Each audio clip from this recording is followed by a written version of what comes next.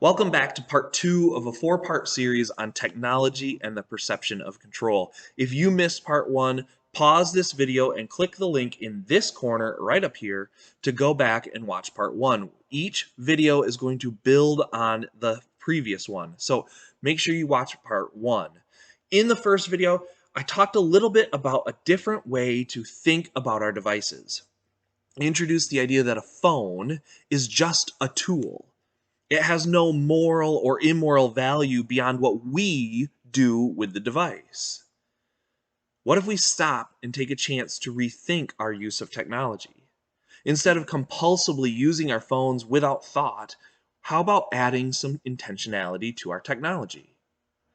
Instead of logging in on a social media just to scroll endlessly, we can use it to share in the joy and good news of our community. We can use it to reconnect with friends we haven't seen recently if we're intentional about our online lives.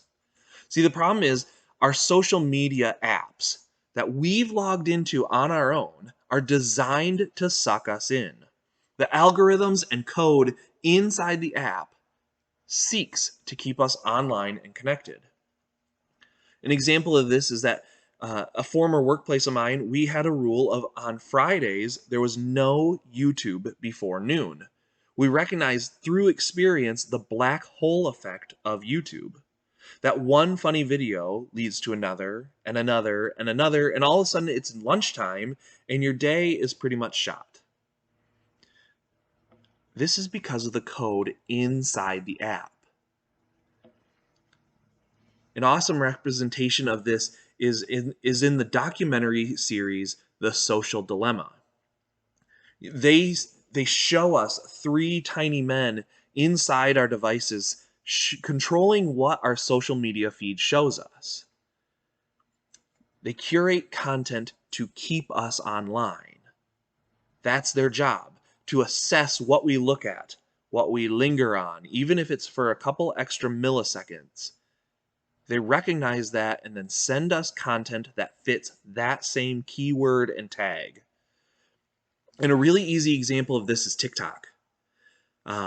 If you log on to TikTok, it asks you about your likes and dislikes. It will start to learn your habits very quickly. And if you log on to TikTok and you start looking at videos about cars, it will show you more videos about cars. If you watch TikToks about golf or lawn care, it shows you more golf or lawn care. But if you linger on a video that is more risque, your feed will become full of that, thinking that, oh, they must like that. We're going to show them more. And it gets very awkward to have to weed through all of that, click the not interest button, all this stuff. It gets very tedious and it can get out of control quickly. The Social Dilemma, there's a great quote in there. It says that many social media companies succeed by capturing as much of our attention as they can. That's success for them, is capturing our attention. Then they sell that attention to the highest bidders. They say the saying goes, if you're not paying for the product, you are the product. And that's so true. Our social media apps, our games, all these apps on our phones seek our attention. They try and keep us on longer and longer and longer. And then they sell that to the highest bidder. That's how they make money, not by products they're selling, but by selling our attention to advertisers. So be mindful of this. This week, an easy thing that you can do is just take a break. Put your phone down. Set it aside. Leave it alone. Go out for a walk without your phone.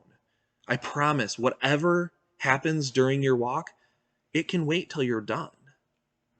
Because these algorithms seek to keep us online, so we need to take some time to get offline.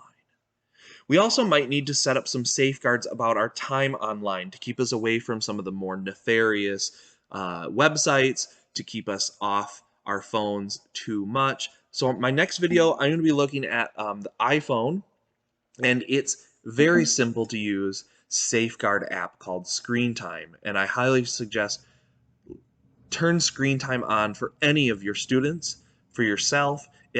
First of all, it learns your habits.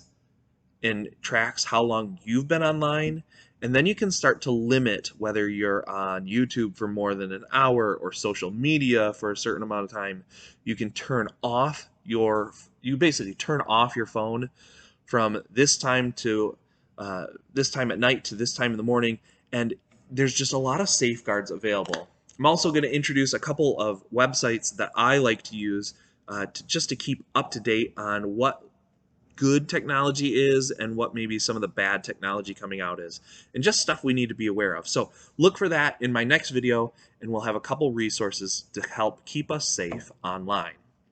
Until the next video, have a great week, stay safe online, and go for a walk without your phone.